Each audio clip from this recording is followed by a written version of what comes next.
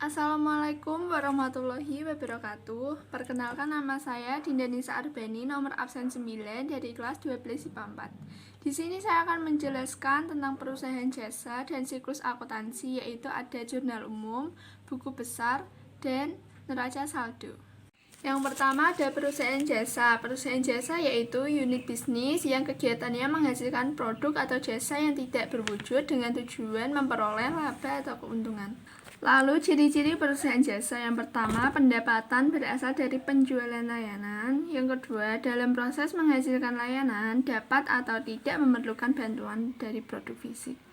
Yang ketiga, jasa yang diberikan tidak sama. Lalu yang keempat, tidak memiliki persediaan produk dalam bentuk fisik.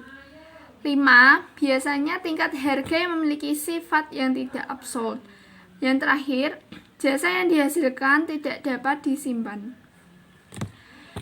Contoh perusahaan jasa: di bidang transportasi ada angkutan dan taksi.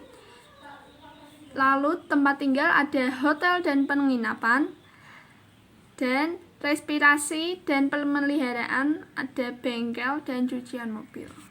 Aktivitas yang terjadi di perusahaan jasa meliputi: 1. Hanya jual jasa. 2. Tidak memiliki persediaan jasa. Yang ketiga, jika ada persediaan, hanya berupa bahan habis pakai untuk menghasilkan jasa. Karakteristik dari jasa yaitu abstrak dan tidak bisa dilihat. Lalu produk yang dihasilkan tidak standar atau bervariasi. Tidak dapat dipisahkan. Produk dihasilkan dan dikonsumsi bersama-sama. Tidak dapat disimpan karena tidak memiliki wujud. Transaksi yang terjadi dalam perusahaan jasa: yang pertama, investasi oleh pihak pemilik dan calon pemilik. 2. Pembelian peralatan dan perlengkapan baik secara kredit atau tunai. Ketiga, penerimaan pendapatan dari hasil penjualan jasa. Yang keempat, pembayaran berbagai macam beban. Yang kelima, penerimaan piutang.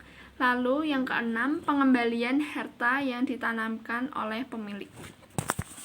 Macam-macam bukti transaksi internal yaitu: yang pertama, bukti kas masuk. Yang kedua, bukti kas keluar dan memo. Sedangkan yang macam-macam bukti transaksi eksternal yaitu ada kwitansi, faktur, cek, nota, dan kasbon. Lalu siklus akuntansi. Siklus akuntansi diartikan sebagai proses berulang untuk melakukan identifikasi, analisis, dan merekam setiap kegiatan akuntansi dalam sebuah perusahaan. Terjadi dalam kurun waktu 1 tahun. Tahap siklus akuntansi: yang pertama, identifikasi transaksi. Yang kedua, analisis transaksi. Yang ketiga, pencatatan transaksi dalam jurnal. Yang keempat, posting buku besar. Yang kelima, menyusun neraca saldo dan jurnal penyesuaian. Yang keenam, penyusunan neraca saldo, penyesuaian, dan laporan keuangan. Lalu yang ketujuh, menyusun jurnal umum. Dan yang terakhir, menyusun neraca saldo dan jurnal pembalik. Lalu kita akan membahas tentang jurnal umum. Jurnal umum yaitu jurnal yang digunakan untuk mencatat semua transaksi keuangan di suatu tempat perusahaan. Tujuan dari jurnal umum: yang pertama, identifikasi terhadap transaksi yang terjadi. Yang kedua, penilaian terhadap transaksi. Dan yang ketiga, pencatatan dampak ekonomi dari transaksi dalam perusahaan. Fungsi jurnal umum: yang pertama, fungsi histori. Kedua, fungsi pencatatan.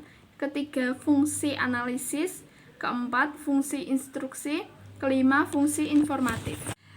Tahapan membuat jurnal umum: yang pertama, pahami persamaan akuntansi. Yang kedua, kumpulkan dan identifikasi bukti transaksi seperti nota, faktur, invoice, dan lain-lain. Yang ketiga, pencatatan jurnal umum. Selanjutnya, buku besar. Buku besar merupakan alat yang dipakai untuk melakukan pencatatan beragam perubahan di sebuah akun karena adanya transaksi keuangan. Macam-macam buku besar: yang pertama, buku besar umum. Yang kedua, buku besar pembantu. Buku besar pembantu ada buku besar pembantu piutang usaha, lalu buku besar pembantu utang. Dan yang ketiga, buku besar kreditor. Yang keempat, buku besar debitor. Bentuk-bentuk buku besar, ada yang berbentuk tim, lalu berbentuk skontro, dan terakhir berbentuk stafel. Yang terakhir ada neraca saldo.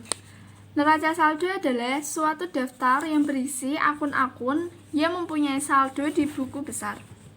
Dalam neraca saldo, yang dimasukkan hanya akun yang mempunyai sisa atau saldo akhir saja, dan berurutan dari nomor kode akun terkecil. Neraca saldo dapat dibuat per bulan atau juga per tahun.